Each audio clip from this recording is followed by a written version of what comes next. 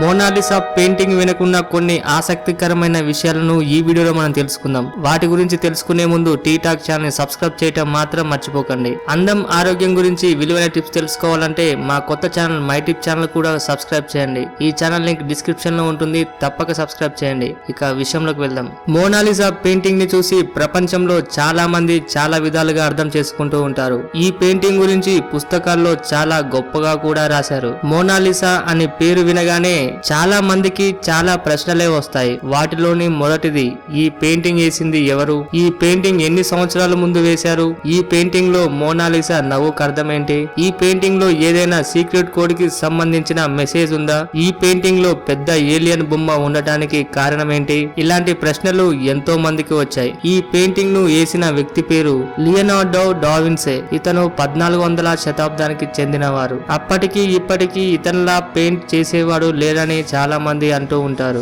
అంతేకాకుండా ఇతనిని చాలా మేధావిగా కూడా వర్ణిస్తారు. మరికొందరైతే ఇతనిని ఏలియన్ ఐబ్రెయిన్ అని, అందుకే అతను అంత తెలివైన వాడని చెప్పేవారు. మోనాలిసా పెయింటింగ్ ను వేయటానికి సుమారుగా 3 సంవత్సరాలు పట్టిందట. వాస్తవంగా చెప్పాలంటే ఈ పెయింట్ పూర్తి కాలేదట. దానికి కారణం డావిన్సీ మరణమే అట. మోనాలిసా అసలు పేరు మోనా ప్లస్ లిసా, అంటే ఇటాలియన్ భాషలో మై లేడీ అని అర్థమట. ఈ పెయింటింగ్ నెపోలియన్ కి బాగా నచ్చిన పెయింటింగ్ అట. ఆ కారణంతోటే అతను ఈ పెయింటింగ్ ని తన బెడ్రూమ్ లో అతికించుకున్నారు. 1960 సంవత్సరంలో మోనాలిసా పెయింటింగ్ విలువ అక్షరాల 700 కోట్ల రూపాయలట. అది ఇప్పటితో పోలిస్తే సుమారుగా 5300 కోట్లనమాట. మోనాలిసా పెయింటింగ్ ను 1911వ సంవత్సరంలో దొంగతనానికి గురైందట. అప్పటికే చాలా మంచి పెయింటింగ్ గా గుర్తింపు పొందడంతో ఆ దొంగతనం తర్వాత ఈ పెయింటింగ్ ఇంకా ఫేమస్ అయిపోయిందట.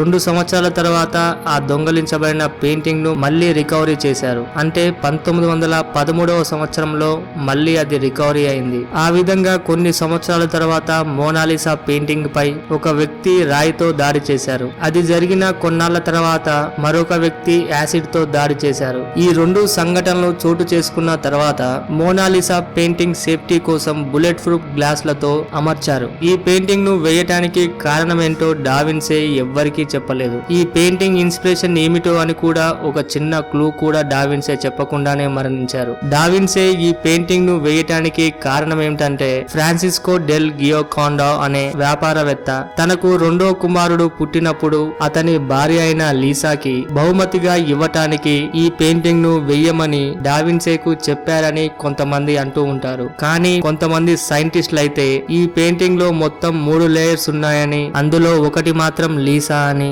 మిగతా 2 మాత్రం ఇంకా కనుక్కోలేకపోయారు. మోనాలిసా గురించి మీకు తెలిసిన విషయాలని కామెంట్ రూపంలో పంపించడం మాత్రం మర్చిపోకండి. ఈ వీడియో మీకు నచ్చినట్టయితే లైక్ చేయండి, షేర్ చేయండి. ఇలాంటి మరికొన్ని ఇంట్రెస్టింగ్ విషయాల గురించి తెలుసుకోవాలంటే టీ టాక్ ఛానల్ సబ్స్క్రైబ్ చేయడం మాత్రం మర్చిపోకండి. అందం ఆరోగ్యం గురించి విలువైన టిప్స్ తెలుసుకోవాలంటే మా కొత్త ఛానల్ మై టిప్ ఛానల్ కూడా సబ్స్క్రైబ్ చేయండి. ఈ ఛానల్ లింక్ డిస్క్రిప్షన్ లో ఉంటుంది, తప్పక సబ్స్క్రైబ్ చేయండి. Thank you for watching.